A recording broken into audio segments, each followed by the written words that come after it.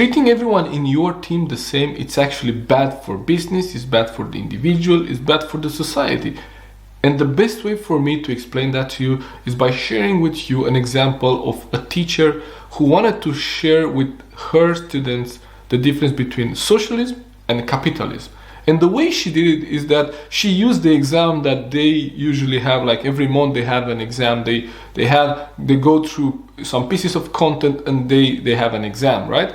And at the end of each month, through a whole kind of semester, she used to actually reward her students, based on the performance, right? So this is what you would expect, right? And this is kind of the capitalism way of doing things. Like, if the students perform for an 8 out of 10, they would get that grade. And what she did then, she started for the next exams to apply a socialism system to the grading, system. And what happens is that the people that learn and actually perform for an 8 or 9 or 10 out of 10, what happens is that she subtracted 1 or 2 points from them and gave to the ones that perform less, and then those grades got higher, and the top performing ones got 1 or 2 points less, right? And so this happens for the first exam, and they just move on. The people that got usually the high grades, they were dissatisfied because the teacher took 1 or 2 points from them and gave to the other ones. And the ones that didn't study that much, they were happy, and because they got 1 or 2 points without studying for them. And so this went on for a series of exams. And what happens is that throughout the semester, she realized, and then she shared the statistics of the grades with the team, with the students, that the overall performance of the class went down. Because what happens in the next exam, she again took 1 or 2 points from the highest grade and gave to the lowest grade, to kind of make them even, right?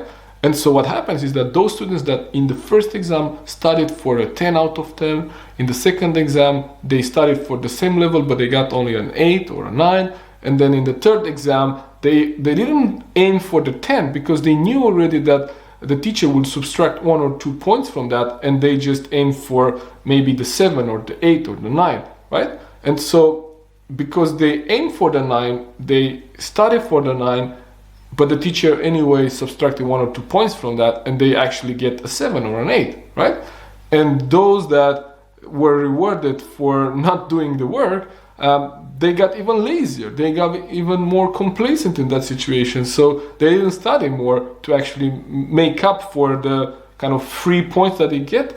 And so the overall performance of the class, got lower.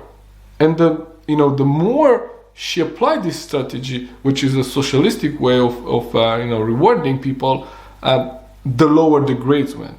So if you don't reward your team based on their performance, if you try to treat everyone the same, what you do, you will discourage those that are really high performing, and they will go somewhere else where they are rewarded for their performance. And what you would do, you will encourage average. You will encourage average people not to do more than just the minimum necessary, because they know that they will not be fired if they underperform. So your job as a leader is to prune there where there is a bad energy, where there is a disease, right?